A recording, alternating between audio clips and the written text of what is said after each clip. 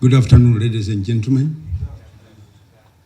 Well, I don't know what to say, but when you look at my gray hair, to tell you, I'm probably more African than you are because I'm older than most of you here. Meaning, I have lived the African way longer than many of you. First, because of age. Two, I'm a veteran in Mau Mau. I was in the movement. I lost my father in it, and have been in the struggle to date, doing things the African way. What is this African way? Who is this African? What is this Africa? Africa is the oldest civilization on earth. Archaeological evidence to date, which is unchallengeable, is that we black people, Africoid, Negroid people, have been in Africa for 150,000 years. We have three races in the world. The human species is composed of three races: the Africoid or the Negroid. These are the people of Africa, the black people. The Europoid, who are the people of Europe. And the Mongoloid, who are the people of China, India, Japan, and Asia in general. The second oldest race after the Africoid, which is 150,000 years old, is the Europoid race, which is 40,000 years old. We are 4 times older than the Europoid. The Mongoloid, the people of Asia, are only 6,000 years old. You see, when we talk about borrowing knowledge, civilization from old civilization, it's like begging knowledge from your great grandchildren. My question is, how did we come to be the way we are today? We are not as bad as we are told. Of the 7 continents of the world, Europe, North America, South America, Asia, Oceania, Australia, and Africa, 7 of them, we are the only 2 continents of the 7 continents of the world that were colonized, and the indigenous people survived the colonization. And we in Africa even survived slavery. North American Red Indians, I trained in New Mexico. The epicenter of Red Indians, they all died out. I trained in Australia, I was in Adelaide, 1970 or thereabouts. The last purebred Aborigine, who are the original people of Australia, died in 1960. So there is no racial problem in Australia. It's an extension of Europe. In South America, we had the Mayan civilization, who had migrated also from Africa. The Mayan civilization died en masse. Today, North American continent is owned by the Persian and the Portuguese. True or not, these are facts, nobody can challenge. So the fact that we have survived in our own continent for 150,000 years means we are extraordinary people. The African way of life is the most sustainable way of life. And when they are talking about sustainable development, Europe and others have to come to Africa to learn from us. Because in Ethiopia, they are doing what their great-fathers were doing. And with that, they were never colonized. Clap for them. They were never. In Kenya, with our bare hearts and our indigenous knowledge, we shook the British Empire to the foundation during Mau Mau time. True or not? True. True or not? True. With the praise, with everything, which literally means we are not as backward as we are told. How did we survive what others, the Aborigine, didn't survive? How did we survive where Red Indian didn't survive? 6 months ago, they were talking about reviving the indigenous language of Canada, where my son, Tebab, lives. Because it's non-existent. The entire people literally died out. Canada, Australia, North America, South America are extension of Europe. The point I want to bring home is that I'm here. My presence here today is a product of African brotherhood. In that, in 1974, I joined New Mexico State University in USA. When I got there, it was at the peak of the black-white crisis. You remember how bad it was then.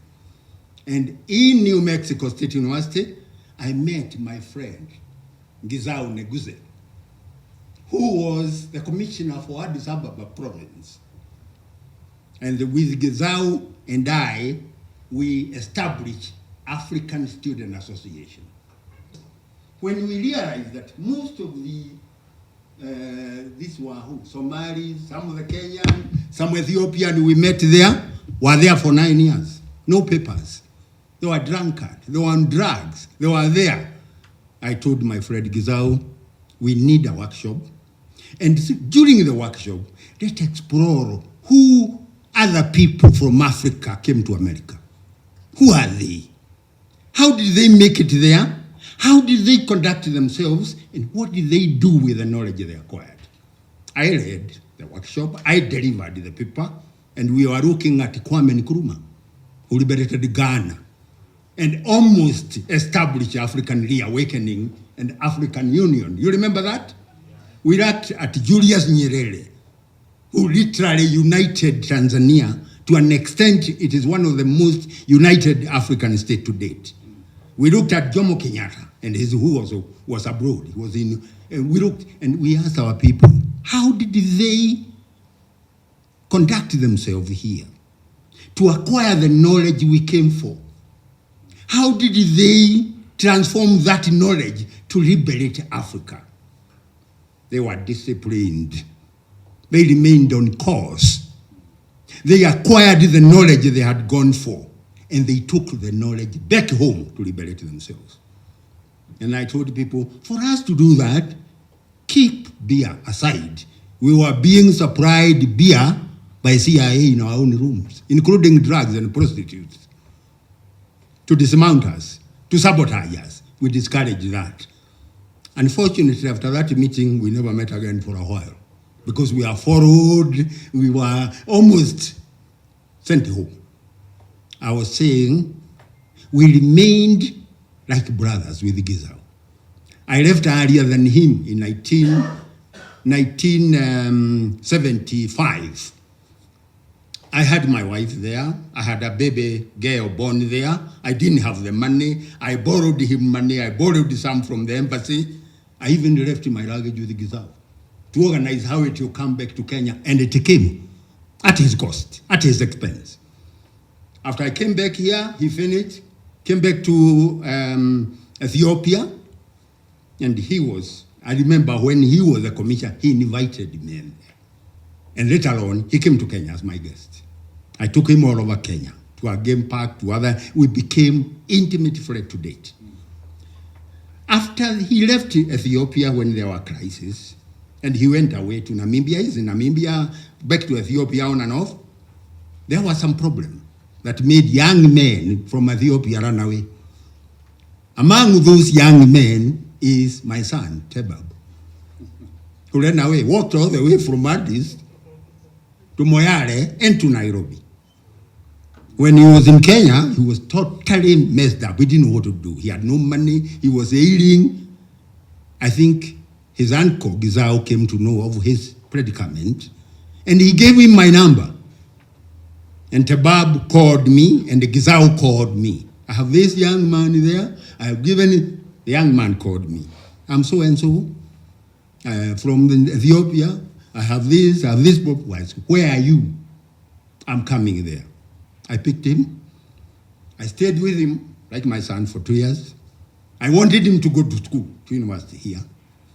But he was dying to get out again. He is the type that will go anywhere, wherever need arises.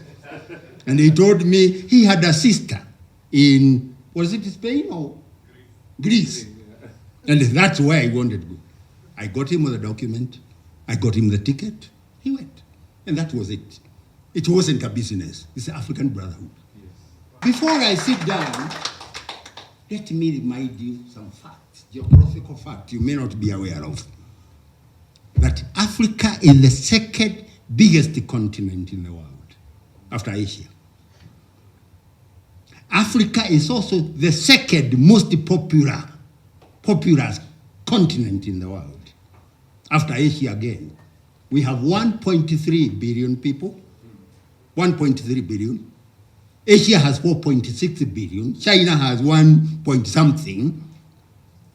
Africa is the richest continent in natural resources.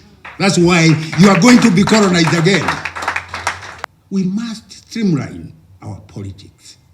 We must articulate African philosophy and African ideology. Brotherhood means caring for others. That concern for others, respect for others, made us colonized. When these funny people came to us, they behaved like people. And they posed like they were godly. And we are notoriously godly. We embraced them. And slowly, they took our independence, they took our land, they almost exterminated us. I'm saying we have to open up our mind and reawaken again to the reality of the world today.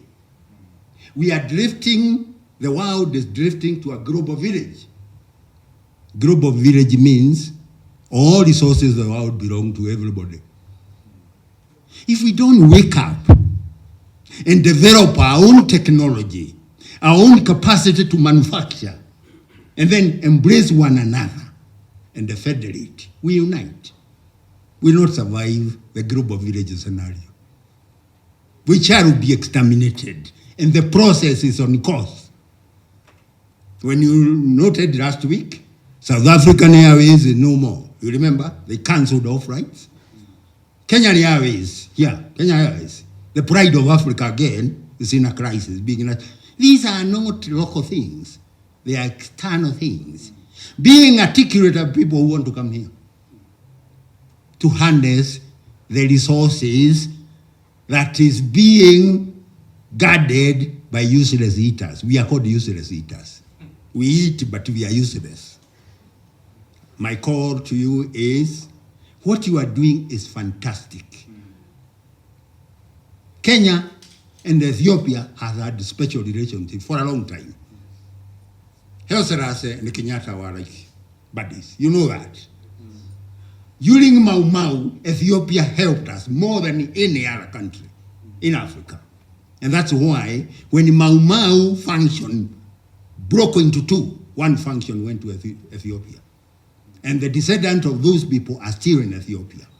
So you Ethiopian people, this is your home. You are most welcome. We like your Africanism. Your pride in Africanism. Even in New Mexico State University, I noted, Ethiopia are the most proud Africans.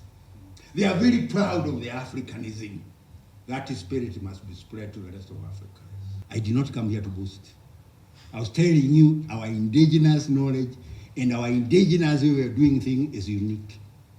And the minute we embrace it in our business, the minute we embrace it in our politics, that is the minute we recapture our lost identity, our lost glory, and the capacity to determine our destiny. Thank you, and sorry for bothering you.